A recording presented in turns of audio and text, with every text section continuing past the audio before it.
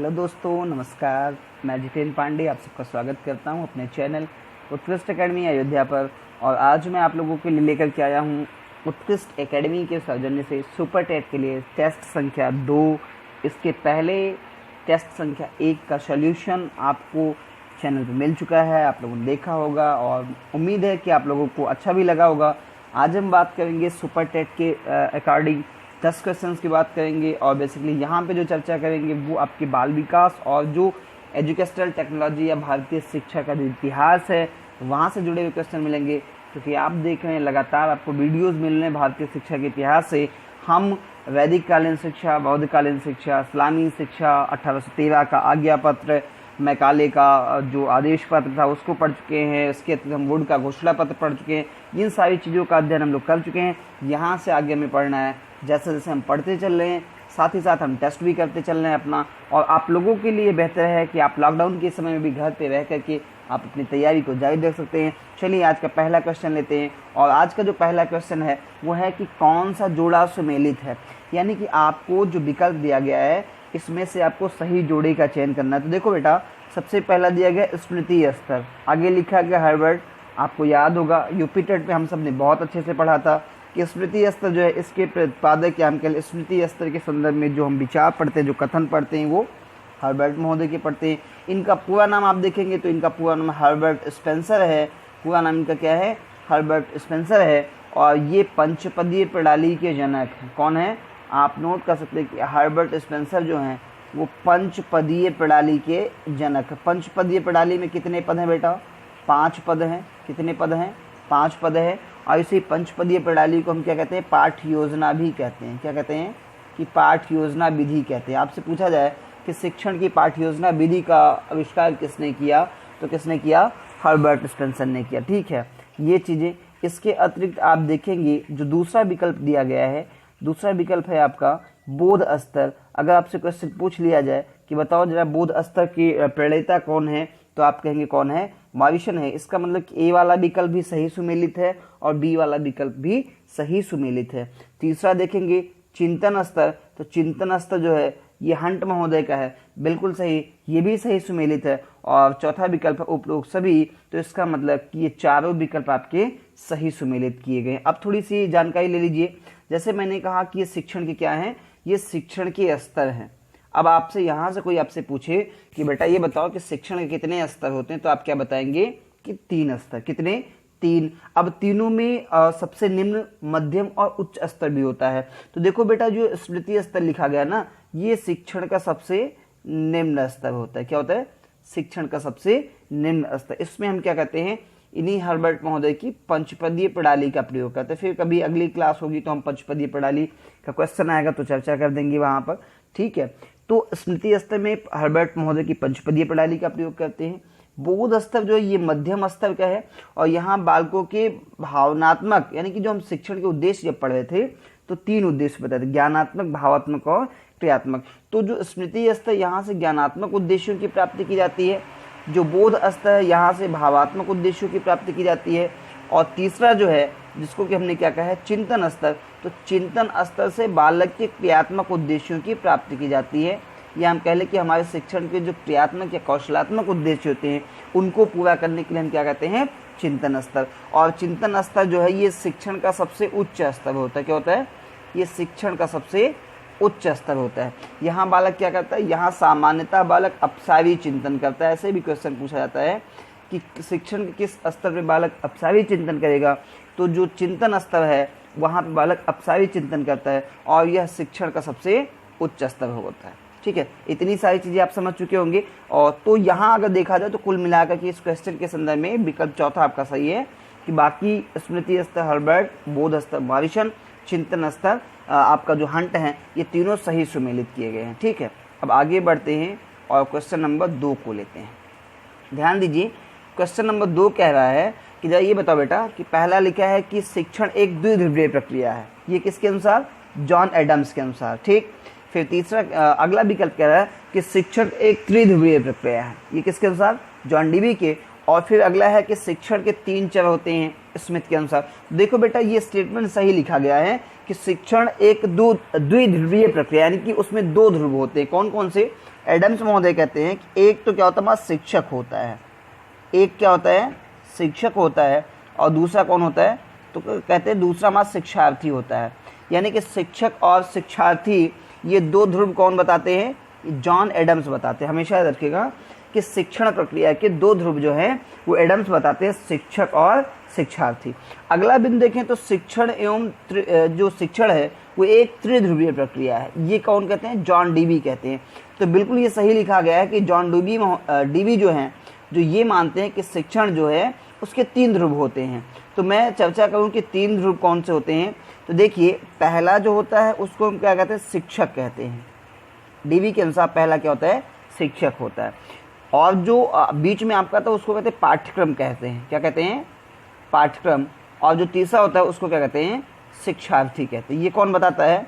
DV महोदय बताते हैं कि जो शिक्षण प्रक्रिया चलती है उसके तीन ध्रुव होते हैं, शिक्षक, पाठ्यक्रम और शिक्षार्थी। जबकि एडम्स ने कहा था कि शिक्षण प्रक्रिया के केवल दो ध्रुव होते हैं, एक शिक्षक और दूसरा शिक्षार्थी। अभी यहाँ तीसरे विकल्प की अगर चर्चा की जाए तो तीसरा विकल्प है कि शिक्षण के तीन चर होते हैं। ये किसके अनुसार? स्मिथ के अनुसार।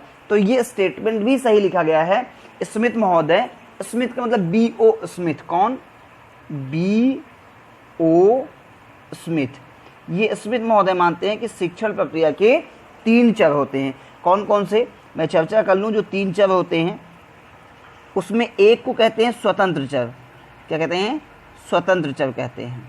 दूसरा जो होता है आपका उसको कहते हैं आश्रित चर कहते हैं, यानी कि जो डिपेंड होता है, आश्रित चर।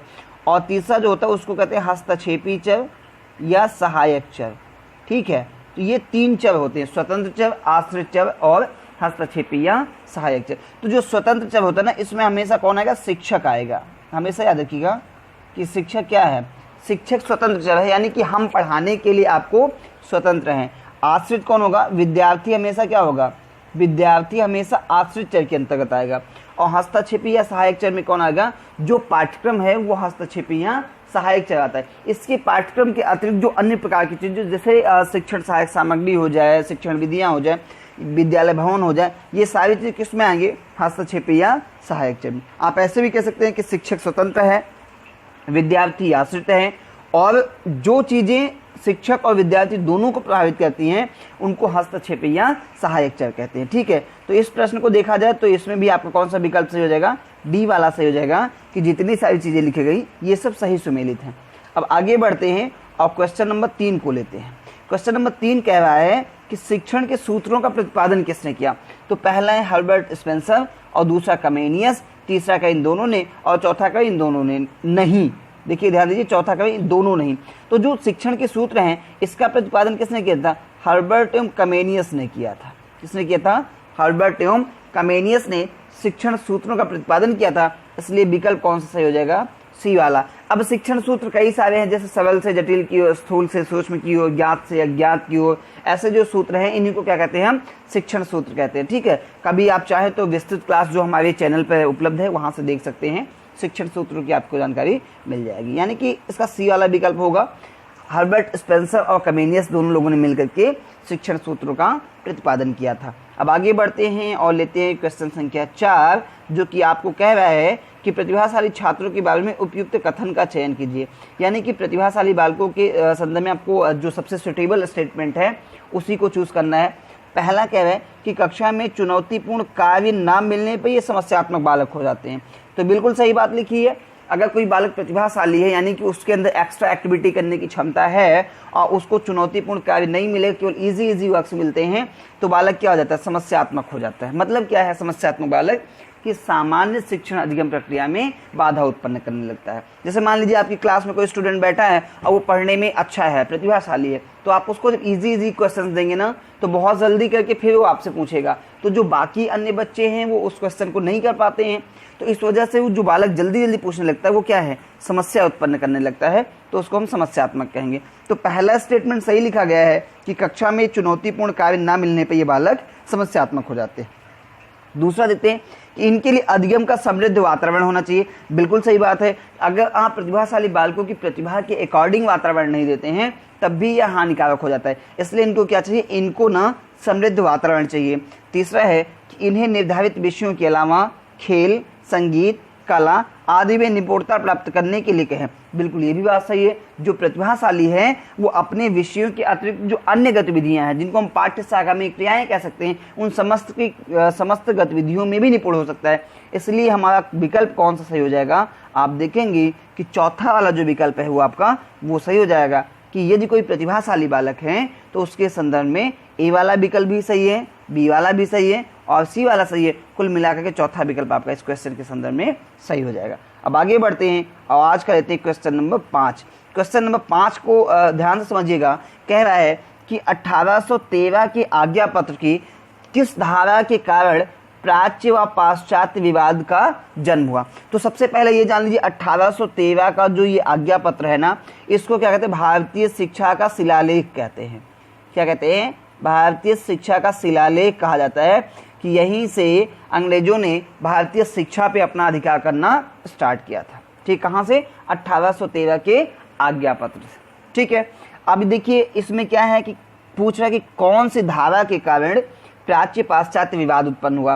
तो देखिए सही जवाब क्या है, धारा 43 यानी कि ए वाला विकल्प सही है।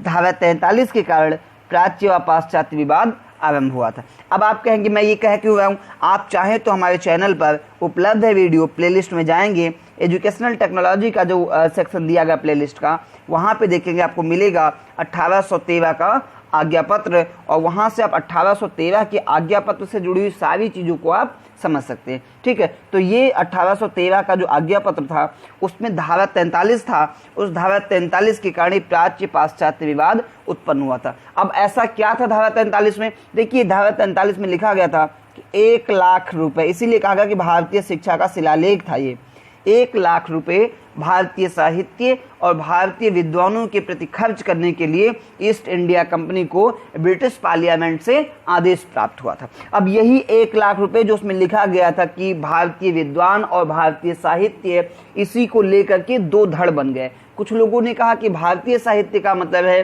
कि उसमें केवल उर्दू, संस्कृत, अरबी आएंगे। कुछ लोगों ने कहा नहीं, उर्दू, संस्कृत, अरबी के अतिरिक्त उसमें अंग्रेजी भी जोड़ा जाए। तो ये प्राच्य और पाश्चात्य दो धड़े बन गए थे। ठीक है, विस्तृत जानकारी के लिए हम फिर कह रहे हैं, आप हमारे यूट्यूब चैनल के प्लेलिस्ट में जाकर के वीडियो को देख सकते हैं। अच्छा, यहाँ से अगर ये पूछ लिया जाए कि जब बेटा ये बताओ कि प्राच्य पाश्चात्य विवाद का अंत किसने किया, तो जो प्राच्य पाश्चात्य विवाद है ना, इसका अंत किसने किया था, मैकाले ने किया था। किसने किया था, मैकाले ने किया था। आप पढ़ेंगे मैकाले का, अभी आप देखेंगे कि मैकाले का आदेश पत्र भी आता है, या हम कह लें मैकाले का विवरण पत्र आता है 1835 ईस्वी में। ठीक है, तो वो भी हमारे चैनल पे उपलब्ध है, आप उसको भी देख सकते हैं। विवाद का अंत किसने किया, मैकाले ने अंत किया। ठीक है, अब आगे बढ़ते हैं। ये क्वेश्चन नंबर 5 का ए वाला विकल्प आपका सही है। आगे बढ़ते हैं और क्वेश्चन नंबर 6 को लेते हैं। देखिए ये आ गया, मैकाले का घोषणा पत्र आ गया, या विवरण पत्र इसको कह ले, चाहे घोषणा पत्र कह लें या विवरण पत्र कह लें। देखिए क्वेश्चन नंबर 6 कह रहा है कि कौन सा सही सुमेलित है, यानी कि कौन सा सही सुमेलित ही आपको चूज करना है। मैकाले का घोषणा पत्र 2 फरवरी 1835 बिल्कुल सही लिखा गया है। बुद्ध का घोषणा पत्र, ये बुद्ध नहीं है, ये टाइपिंग है, ये क्या होगा, वुड होगा। क्या होगा, वुड डिस्पैच। क्या होगा, ये वुड होगा, वुड डिस्पैच या वुड का घोषणा पत्र कहते हैं। तो ये कब आया था, 19 जुलाई 1854 को।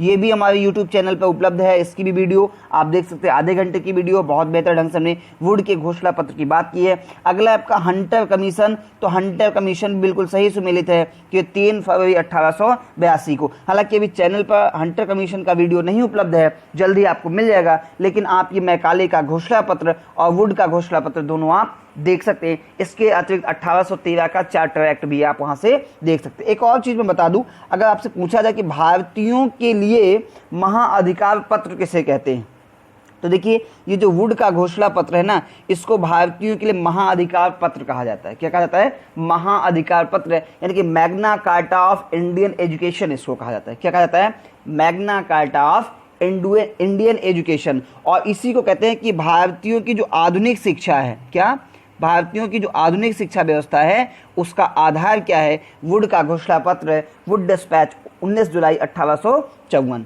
ठीक, तो यहाँ जो विकल्प दिया गया डी वाला ये सही हो जाएगा क्योंकि ये तीनों विकल्प सही सुमेलित किए गए हैं। अब आगे बढ़ते हैं और क्वेश्चन नंबर लेते हैं 7 को। क्वेश्चन नंबर 7 आपका सीडीपी से जुड़ा हुआ है, ध्यान से समझिएगा, बहुत इंपॉर्टेंट है। क्वेश्चन नंबर 7 का पहला विकल्प कह रहा है, पहले क्वेश्चन को पढ़ते हैं, कह रहा है कि निम्न में से कौन सा कथन, स्टेटमेंट कौन सा सही लिखा गया है? तो पहला देखेंगे, भाषा विचार से पहले आती है, यानी कि बालकों में भाषा जो है वो विचार से पहले आती। तो ये बात वाइगोस्की ने कही है, बिल्कुल सही बात है। देखिए, आप विचार जब करते हैं ना तो उस विचार से पहले आपके पास क्या होना चाहिए? भाषा होनी चाहिए, क्योंकि विचारों में भाषा का ही प्रयोग किया जाता है। जैसे मान लीजिए आपसे कहा जाए कल आपको ये काम करना है, तो उस काम को करने के लिए आप सोचेंगे ना कि हम कैसे जाएंगे, क्या करेंगे, क्या क्या, तो वो जो आप सोचो किस संदर्भ, भाषा को लेकर ही सोच रहे हैं ना, तो बिना भाषा के आपके अंदर विचार का जन्म नहीं हो सकता। ये स्टेटमेंट सबसे बेहतर लिखा गया, भाषा विचार से पहले आती है वाइगोस्की के अनुसार। अब थोड़ी सी और चर्चा कर लूँ वाइगोस्की के विषय में। देखो बेटा, वाइगोस्की का जो सिद्धांत है ना उसको हम क्या कहते हैं? सामाजिक सांस्कृतिक विकास का सिद्धांत कहते हैं। क्या कहते हैं? सामाजिक एवं सांस्कृतिक विकास का सिद्धांत कहते हैं। किसके सिद्धांत को? वाइगोस्की के। वाइगोस्की कहाँ के रहने वाले थे? आप देखेंगे वाइगोस्की सोवियत संघ रूस के रहने वाले थे। अच्छा, इनके इस पूरे जो सामाजिक विकास का सिद्धांत है ना, इसमें कीवर्ड मिलता है। क्या कीवर्ड मिलता है? वो आपके सीटेट, यूपीटेट और सारी जगहों पे आपके काम आता है। क्या कहते हैं उसको? कहते हैं स्कैफोल्डिंग कहते हैं। क्या कहते हैं? स्कैफोल्डिंग कहते हैं। तो अगर आपसे पूछ लिया जाए कि स्कैफोल्डिंग के विषय में किसने बताया, तो स्कैफोल्डिंग के विषय में वाइगोस्की ने बताया। इसी स्कैफोल्डिंग को हिंदी में क्या कहते हैं? समझ लीजिए, इसको हिंदी में पाड़ कहते हैं। क्या कहते हैं? पाड़ या ढांचा। और आप लोग संभवतः तैयारी कर रहे होंगे सीटेट की, तो पिछली बार सीटेट में ये स्कैफोल्डिंग, पाड़ या ढांचा कई बार पूछा गया था, इसलिए बता रहा हूँ कि स्कैफोल्डिंग, पाड़ या ढांचा का जो संप्रत्यय है ये वाइगोस्की ने दिया। इसके अतिरिक्त एक और संप्रत्यय वाइगोस्की ने दिया है, वो भी आप चाहे तो यहाँ से देख सकते हैं। जो वाइगोस्की हैं उन्होंने क्या किया है? उन्होंने ZPD का प्रत्यय दिया। क्या दिया है? ZPD। अब ZPD क्या है? तो इसका पूरा नाम होता है zone of proximal development. Zone of proximal development किसने दिया इसको? जोन ऑफ जो प्रॉक्सिमल डेवलपमेंट है बेटा, इसको वाइगोस्की ने बताया। क्या? जोन ऑफ प्रॉक्सिमल डेवलपमेंट को वाइगोस्की ने बताया। अच्छा, ये भी देख लीजिए, इसको हिंदी में क्या कहेंगे? तो जोन ऑफ प्रॉक्सिमल डेवलपमेंट जो है ना, इसको हिंदी में कहते हैं समीपस्थ विकास का क्षेत्र। क्या कहते हैं? समीपस्थ विकास का क्षेत्र। आपसे क्वेश्चन पूछा जाए कि वाइगोस्की ने विकास के कितने स्तर बताए, तो वाइगोस्की ने विकास के 3 बताए, स्वाभाविक विकास और बीच में समीपस्थ विकास और सबसे ऊपर अधिकतम विकास। ठीक है, इतनी सारी चीज़ें यहाँ से आपने सीखा होगा। अब आगे बढ़ते हैं और फिर ये लेते हैं अगला जो बी वाला विकल्प, अहं केंद्रित भाषा पियाजे। ये बात भी बिल्कुल सही है। पियाजे कहते हैं बालकों में जो भाषा वो अहं केंद्रित पाई जाती है। अहं केंद्रित मतलब कि स्वयं को केंद्रित करके भाषा पाई जाती है। ये भी बिल्कुल बात सही है। अगला है, ये है व्यक्तिगत वाक वाइगोस्की। ये भी बिल्कुल स्टेटमेंट सही लिखा कि व्यक्तिगत का वाक का मतलब है कि जो बालक होते हैं ना वो खुद से बात करते हैं, अपने आप से बात करते हैं। अक्सर देखा होगा आपने, छोटे बच्चे स्वयं से बात करते हैं, तो ये वाइगोस्की। और चौथा विकल्प उपरोक्त सभी। आपको चयन क्या करना था? निम्न में से कौन सा कथन सत्य है, इसी का चयन करना था। तो सत्य कौन सा? डी वाला है कि ये सभी स्टेटमेंट जो लिखे गए बिल्कुल सही सही लिखे गए। मैं आपको बताना चाहूँगा कि अगर आप सीटेट की तैयारी करें बेटा, तो हम क्या करें, एक अपना कार्यक्रम चला रहे हैं 74 588 24 123, जो हमारे संस्थान का व्हाट्सएप नंबर है। इससे आप जानकारी प्राप्त कर सकते हैं। हम क्या कार्यक्रम चला रहे हैं? हम सीटेट के लिए एक PDF प्रैक्टिस सेट चला रहे हैं। क्या चला रहे हैं? PDF प्रैक्टिस सेट चला रहे हैं। उसमें हम 10 क्वेश्चन प्रतिदिन देते हैं, और जैसे आप इस वीडियो को देख रहे हैं ठीक ऐसे ही उस प्रैक्टिस सेट का सॉल्यूशन भी आपको उपलब्ध कराते हैं। और प्रत्येक विकल्प से जुड़ी हुई जितनी जानकारियां होती हैं वो आपसे साझा करते हैं, तो वह आपके सीटेट की दृष्टि से बहुत महत्वपूर्ण है। आप चाहें तो उससे जुड़ सकते हैं। एक न्यूनतम शुल्क रखा गया है, 201 रुपये है। ये 201 रुपये 15 दिन के लिए है, यानी कि आप 15 दिन के लिए संस्थान से जुड़ना चाहते हैं तो आपको 201 रुपये पे करना होगा। क्योंकि कभी कभी बच्चों को ये लगता है कि हमने पैसा दे दिया, फंस गए हैं, सब अच्छा नहीं कर रहे हैं, तो इसलिए ये विकल्प है कि 201 रुपये देकर आप 15 दिन के लिए जुड़ सकते हैं। अगर आपको लगता है कि 15 दिन बाद हाँ आपके लिए बेनिफिशियल है, तो आपको फिर अगले 15 दिन के लिए 201 रुपये देना होगा। तो कुल मिलाकर के महीने का कितना बन जाएगा बेटा? आपका 400 रुपये। ठीक है, अगर आप एक साथ एडमिशन लेते हैं यानी कि पूरे महीने का एक साथ देते हैं तो आपको बताएं कि कुल मिलाकर के आपको कितना देना होगा, 350 रुपये। कितना? 350 रुपये, यानी कि एक दिन का लगभग 12 रुपये। देखो बेटा, ये इसलिए किया जा रहा है क्योंकि हम अपनी जो मेहनत है, जो टाइम है, वो मैं आपको फ्री में दे रहा हूँ। हम लोग दे रहे हैं, ऐसी बात नहीं है, फुल डेडिकेटेड है हम कि अपने जो संस्थान के बच्चे उनको आगे ले जाए। लेकिन ये एक टीम वर्क है, इसमें बहुत सारे लोग ऐसे भी हैं जो हमें बाहर से एक्सटर्नली हमको सपोर्ट कर रहे हैं। तो उसके लिए चाहे ब्रॉडबैंड के चार्ज हो जाए, चाहे जो इलेक्ट्रिसिटी का चार्ज हो जाए, ये अन्य जो लोग, उनके लिए थोड़ा बहुत हमें मैनेज करना पड़ा, इसलिए ये आप लोगों से कह रहे हैं। और दूसरा ये भी होता है कि बालकों की मेंटालिटी होती है कि हाँ, हमने पैसा पे किया तो ये हमारे लिए यूजफुल होगा। फ्री में कुछ मिल जाए तो उसे बहुत जल्दी एक्सेप्ट नहीं करना चाहते, इसलिए भी तो आप लोग चाहे तो वहाँ से भी जुड़ सकते हैं। ठीक है, अब आगे बढ़ते हैं, क्वेश्चन नंबर 8 को लेते हैं। सीटेट का क्वेश्चन है ये, और आपको सुपर टेट पे भी मिलेगा, बहुत इंपॉर्टेंट क्वेश्चन है। लिंग क्या है? तो जैसे ही बेटा आपको जेंडर के विषय में पूछा जाए ना कि जेंडर क्या है, तो आप क्या बताएंगे कि जेंडर क्या है? एक सामाजिक संरचना है। क्या है gender? Gender is a social structure, यानी कि जो महिला और पुरुष है, मेल फीमेल की हम बात करते कहते कोई फीमेल है, कोई मेल है, तो इस मेल फीमेल को किसने बनाया है? इसको समाज ने बनाया है। ठीक है, वो जो बालक बालिकाओं में शारीरिक बनावट के आधार पर अंतर होता है उसकी बात नहीं पूछ रहा है, ये बात पूछ रहा है कि मेल और फीमेल का क्लासिफिकेशन किसने किया। तो मेल किसको कहा जाए, फीमेल किसको कहा जाए, ये किसने बताया? समाज ने बताया। इसलिए इस बिंदु को ऐसे नोट कीजिएगा कि लिंग जो है वो एक सामाजिक संरचना है। ठीक है, काफ़ी सारे स्टूडेंट ऐसे होते हैं जो लिंग के विषय में जब पूछा जाए तो उसको कहते हैं जैविक संरचना है, लेकिन तब आपका क्वेश्चन गलत हो जाता है। लिंग जैविक नहीं बल्कि एक सामाजिक संरचना है। जो जैविक है ना, वो बालक बालिकाओं में जो शारीरिक अंतर पाया जाता है, जो बनावट है, वो जैविक होता है। उम्मीद करता हूँ ये क्वेश्चन आप लोग समझ गए होंगे। आगे बढ़ते हैं और क्वेश्चन नंबर 9 को लेते हैं। क्वेश्चन नंबर 9 क्या कह रहा है कि प्रभावशाली शिक्षण किसे कहा जाए, यानी कि आप एज ए टीचर हैं तो इफेक्टिव टीचिंग किसको कहेंगे? पहला है कि वह कक्षा जिसमें शिक्षक का आदेश अंतिम सत्ता हो। तो बिल्कुल नहीं, आप निरंकुश नहीं हो सकते हैं, आप निरंकुश नहीं हो सकते हैं, क्योंकि हमारे यहाँ क्या चल रही है? हमारे यहाँ बाल केंद्रित प्रगतिशील शिक्षा चल रही है। तो जब बेटा बाल केंद्रित की बात की जाएगी तो केंद्र में कौन होगा? बाल का मतलब आपके सिर के बाल नहीं, बाल का मतलब बालक। केंद्र में कौन होगा? बालक होगा। तो जब आपके केंद्र में बालक होगा तो फिर आपका विचार अंतिम नहीं हो सकता है, इसलिए पहला वाला विकल्प आपका क्या है? गलत है। आपको क्या करना था? प्रभावशाली शिक्षण के लिए पूछा गया क्या करना है, तो ए वाले को कहिए कि हम इसको नहीं करेंगे, अंतिम सत्ता नहीं होगी। दूसरा कह रहा है कि वह कक्षा जिसमें विद्यार्थियों पर शिक्षक अपनी राय थोपता है, तो कहीं ना कहीं यह भी नहीं होगा, क्योंकि आप क्या है? बाल केंद्रित शिक्षा है, बालकों के ऊपर अपनी राय को नहीं थोपते हैं। ठीक है, तो ये वाला भी गलत होगा। तीसरा है कि वह कक्षा जिसमें शिक्षक अपने शिक्षण को विद्यार्थियों के ज़रूरत एवं रुचियों के अनुसार ढाल लेता है। और चौथा है कि वह कक्षा जिसमें शिक्षण के दौरान कठोर दंड हो। तो देखिए डी वाला विकल्प बिल्कुल गलत है, क्योंकि आरटी 2009 क्या बेटा? आरटीई 2009 में बता दूं कि आरटीई ये आरटीआई नहीं है, ये राइट टू एजुकेशन है, जिसको हम क्या कहते हैं? शिक्षा का अधिकार कहते हैं। क्या कहते हैं? शिक्षा का अधिकार। ठीक है, क्वेश्चन पूछा जाता है शिक्षा का अधिकार अधिनियम 2009, आरटी 2009 पूछा जाता है कि शिक्षा का अधिकार अधिनियम 2009 कब लागू हुआ।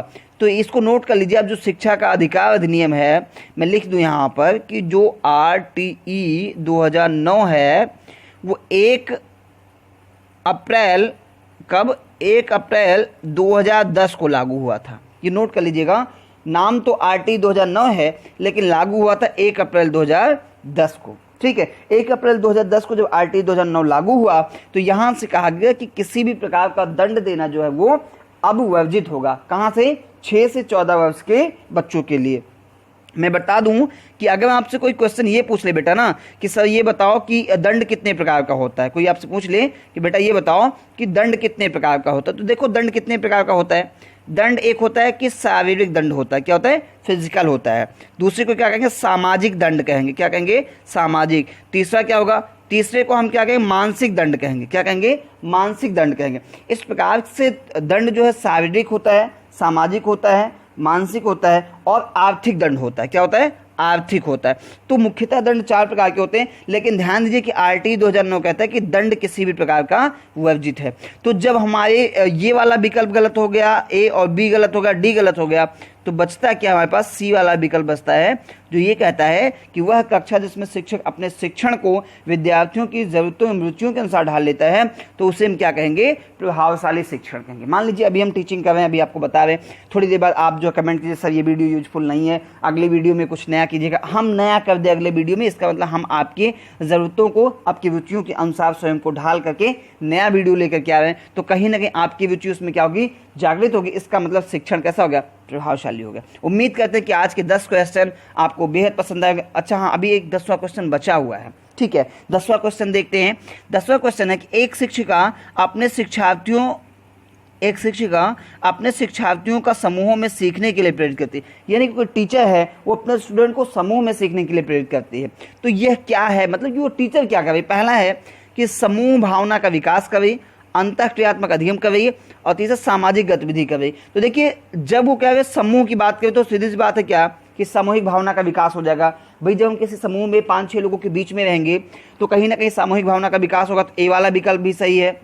अब देखिए बी वाला अंतःक्रियात्मक अधिगम, बिल्कुल जब हम समूह के साथ बैठते हैं तो हमारे दोनों जितने भी लोग हैं सभी लोग अपने विचारों का क्या करते हैं, अंतःक्रिया करते हैं, एक दूसरे से आदान प्रदान करते हैं, तो कहीं ना कहीं वहाँ अधिगम भी होता है। और तीसरा सामाजिक गतिविधि, ये भी बिल्कुल सही बात है कि समूह में है तो समूह के साथ कैसे व्यवहार किया जाना चाहिए, ये भी हम सीखते हैं। इस आधार पे क्या आपका चौथा वाला विकल्प सही हो जाएगा कि यदि शिक्षिका अपने शिक्षार्थियों को समूह में सीखने के लिए प्रेरित कर रही है तो इसका मतलब वो कर क्या रही है, एक तो वह समूह भावना का विकास कर रही है, दूसरा क्या है कि वह उन बालकों में अंतःक्रियात्मक अधिगम का विकास कर रही है, और तीसरा साथ ही साथ सामाजिक गतिविधि का भी विकास करें। अब ये 10 क्वेश्चन आज के पूरे हो गए। हमारा ये वीडियो कैसा लगा आपको, आप हमें ज़रूर बताइएगा। आप सबके कमेंट की हम प्रतीक्षा करेंगे और आप सबके कमेंट के आधार पर ही हम अगला वीडियो लेकर के आएंगे। लेकिन आप लोगों से आग्रह है कि अगर वास्तव में सुपर टेट की तैयारी कर रहे हैं तो उसके लिए हमारे चैनल पे जो वीडियो उपलब्ध है 1813, 1800 जो है 35 का, 1854 का, वो सारे वीडियोस देखिए, आपके लिए बहुत बेनिफिशियल हैं। जल्दी मिलेंगे आप लोगों के लिए एक नया वीडियो लेकर के, तब तक अपना ध्यान रखें।